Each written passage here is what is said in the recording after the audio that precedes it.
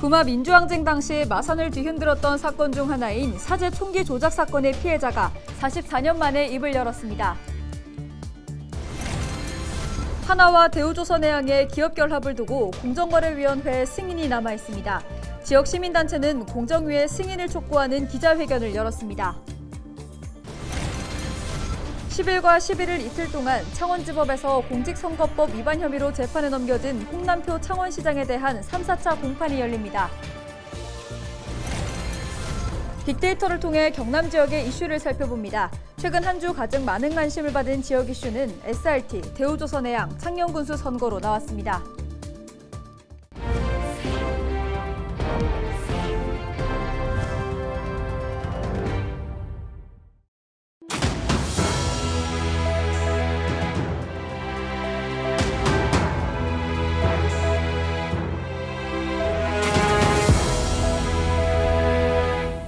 시청자 여러분 안녕하십니까? 헬로티비 경남뉴스입니다. 부마 민주항쟁 당시 마산을 뒤흔든 사건 중 하나가 사제 총기 사건입니다. 이 사건은 이후 조작된 것으로 밝혀졌지만 지금까지 제대로 된 진상조사가 이뤄지지 않았는데요. 사제 총기 조작 사건의 진실을 밝히기 위해 피해자가 44년 만에 입을 열었습니다. 보도에 표영민 기자입니다. 1979년 유신 정권의 붕괴를 가져온 부마 민주항쟁. 당시 마산의 한 시위 현장에서는 사제총이 발견됐고 이는 경찰이 시위대에 불온 세력이 있다고 발표하는 계기가 됐습니다. 그러나 이 사건은 조작으로 밝혀졌습니다. 피해자가 나타나지 않아 영원히 묻힐 뻔한 마산 사제총기 조작 사건이 최근 수면 위로 떠올랐습니다. 이 사건의 구체적 정황과 피해자 증언이 담긴 수기집이 발간되면서입니다. 작성자는 정광준 씨. 당시 부품 품질 검사원으로 일하던 정 씨는 책상에서 스프링이 나왔다는 이유로 사제총 제작자로 붙잡혀 부산의 계엄사령부로 옮겨졌습니다. 정 씨는 그곳에서 잠도 자지 못한 채 주먹 등으로 구타당했다고 주장했습니다. 치조를 당하는데 그때 당시는 누가 나를 조사를 하고 치조를 했는지는 모르겠어요. 당사자는. 그래서 그게 제일 첫째 어려웠던 거는 이제 잠을 안 재우면서 전부 다 진술서를 써라. 기념사업회는 평범한 직장인이었던 정 씨가 이 사건에 휘말린 것은 서울에서 대학을 다니며 운동권으로 활동했던 친구가 반정부 인물로 낙인 찍혔기 때문으로 보고 있습니다. 부마 항쟁에 참여했던 친구 김종철. 이에 정 씨는 자신도 잡혀갈 수 있다고 생각했지만 자신이 총기 사건의 주범이 될 줄 몰랐습니다. 총을 네가 만들어서 그 대모 군중들한테 가서 총을 제공하고 한 그게 총이 발견이 됐는데 왜 총을 만들었다는 걸 진술하는 이게 너무 이제 황당하지. 이놈들이 내가 총을 만들었다는 증거를 만들기 위해서 이랬던 거구나. 44년 만에 그날의 진실을 밝힌 정광중 씨. 정 씨는 다음 주 부마 항쟁 진상규명위원회에 관련 내용을 진술해 사건의 진실을 밝혀나갈 예정입니다. 헬로티비 뉴스 표영민입니다. 빅데이터를 통해 우리 지역의 이슈를 살펴보는 시간입니다. 최근 한 주 동안 가장 많은 관심을 받은 지역 이슈는 무엇이었을까요? 권정숙 기자가 전해드립니다. 타 지역에 비해 상대적으로 고속철도를 이용하기 불편했던 경남. 그래서 수서행 SRT 노선 확대는 반가움이 컸습니다. 이는 검색 키워드 창원으로 고수란이 나타났고 마산, 고속, 열차란 검색이 이어졌습니다. 지난 4일 국토교통부는 SRT 운행을 창원에서 진주로 가는 경전선을 포함해 전라선, 동해선 등으로 확대한다고 밝혔는데요. 이에 올해 9월부터 창원과 진주에서도 고속열차인 SRT가 하루 4회 운행하게 됐습니다. 그동안 동대구역에서 환승하거나 서울역에서 강남으로 이동해야 했던 불편과 이동 시간이 줄게 된 것인데요. 경남은 배차 간격, 운행 시간 과다 등으로 고속철도 부문에서 교통 오지로 평가받았던 만큼 앞으로 고속열차 증편과 운행 시간대 조정에 대한 기대도 가져봅니다. 다음 키워드 역시 지역인 거제입니다. 연관 검색어는 대우조선 결합, 바로 공정거래위원회의 하나 대우조선 인수 관련 심사 지연 이슈입니다. 한화와 대우조선 기업결합은 유럽연합까지 승인하면서 해외 7개 경쟁 당국의 심사는 모두 통과했고 현재 공정위의 판단만을 남겨두고 있습니다. 하지만 지난해 12월 심사에 들어간 공정위는 아직도 결론을 내리지 못하고 있는데요. 공정위가 합병으로 인한 군함시장 독점 여부를 살펴보는 것으로 알려지면서 과거 인수에 나섰던 경쟁사회 회방 논란까지 나오고 있습니다.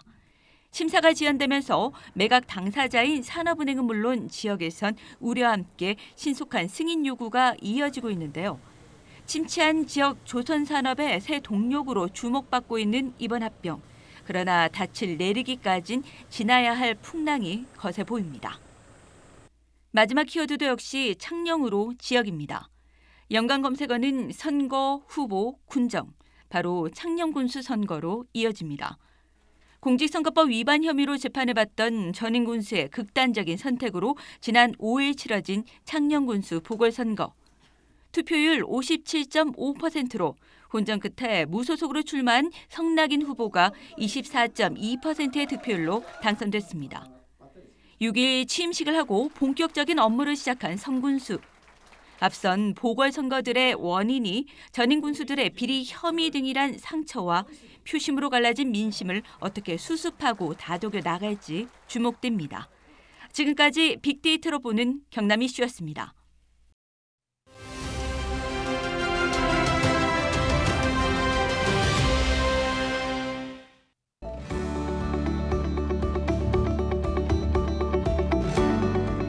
국회의원 총선거가 1년 앞으로 다가왔습니다. 하지만 실제로는 1년도 채 남지 않았습니다. 정치권 내부에서는 이미 치열한 경쟁이 시작됐다고 하는데요. 우선 주요 일정부터 보겠습니다. 오는 10월에는 해외 공간에 재외선거관리위원회가 설치됩니다. 12월에는 예비후보자 등록이 시작되고요. 1월에는 출마를 예정하고 있는 공직자의 사퇴 시한입니다. 사실상 공천이 확정됐다고 봐도 될 텐데요. 하지만 끝까지 안심할 수는 없겠죠. 기존대로 보면 내년 2월이면 각 정당별로 공천이 마무리되는 시기로 볼 수 있습니다. 물론 그렇지 않은 지역구도 있겠지만 사실상 오는 12월부터는 국회의원 총선거를 앞두고 시끄러워지는 시기겠죠. 그리고 내년 4월 10일 대망의 국회의원 총선거일입니다. 우리 지역의 표심은 누구에게, 우리 국민들은 어느 정당의 손을 들어줄지 벌써부터 온갖 예측이 난무하고 있습니다. 데일리 브리핑이었습니다.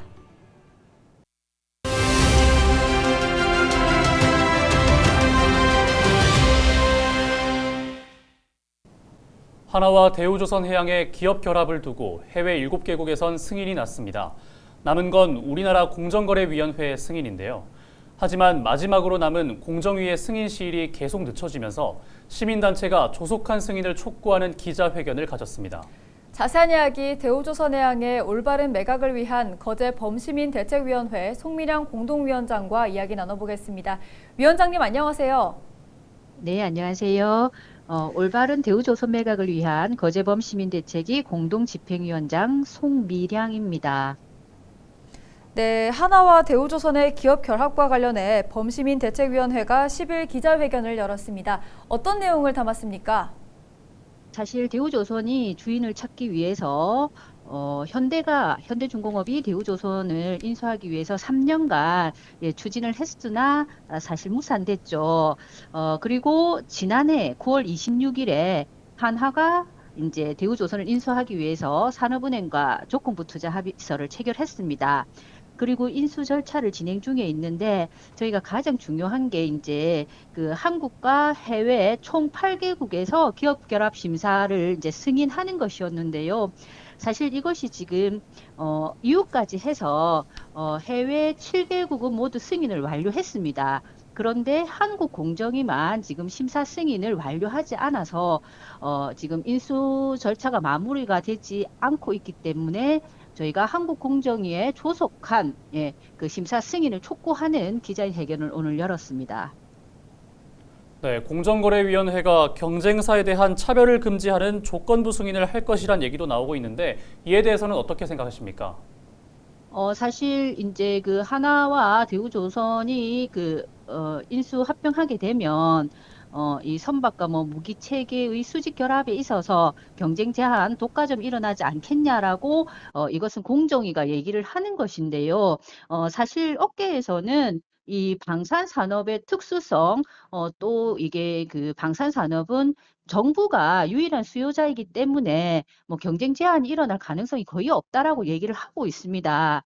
그래서 저희 입장에서는 이 조건부 승인은 그 지금 현재 하나와 대우의 그 심사 승인에 있어서 인수 합병에 있어서 이의를 제기하는 경쟁사들의 딴지 걸기에 의한 요런 좀 억지스러운 부분이 있지 않나라고 생각을 하거든요. 사실 조건부 승인이 난다라는 것은 그 하나가 대우를 인수하고 그 구축함, 군함, 함정 사업을 하지 말라는 얘기하고 거의 마찬가지인데 이렇게 하면 사실상 하나가 대우조선을 인수할 그 뭐 실익이 거의 없다고 봐지는 거죠. 그래서 저희는 조건부 승인이라는 것은 거제 시민의 입장에서도 좀 수용을 할 수 없다라고 생각하고 있습니다. 네, 앞서 말씀하신 것처럼 공정위의 승인만 남았지만 계속 늦춰지고 있는 상황입니다. 시민대책위원회 차원의 앞으로의 계획이 있다면요? 예, 저희는 이제 시민들의 뜻을 모아서 시민대책위가 이렇게 활동을 하고 있고 또 국회의원은 또 국회에서 정부를 상대로 이렇게 활동을 할 것이고요. 거제시 의회도 적극 이제 이 문제에 대해서 나서고 있습니다. 저희 일단 시민대책위는 수요일 1시 30분에 그 세종시의 공정거래위원회 앞에서 거제 시민들과 노동자들이 함께 항의 집회를 열 계획에 있습니다. 이후 계획에 있어서는 저희가 이제 향후 추이를 보면서 충분히 자료 검토나 이런 다른 단체들과의 그 협의를 통해서 또 계획을 수립할 예정입니다. 네, 여기까지 듣겠습니다. 오늘 말씀 고맙습니다. 예, 감사합니다. 네, 지금까지 송미령 위원장과 하나와 대우조선해양의 합병 관련된 쟁점들 짚어봤습니다.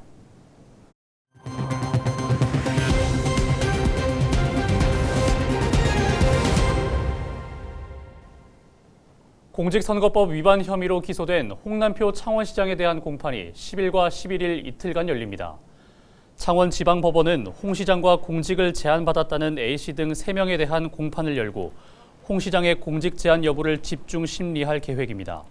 특히 3, 4차 공판은 검찰의 공소 사실을 부인하는 홍 시장 측과 검찰의 치열한 법정 공방이 이어지고 있습니다.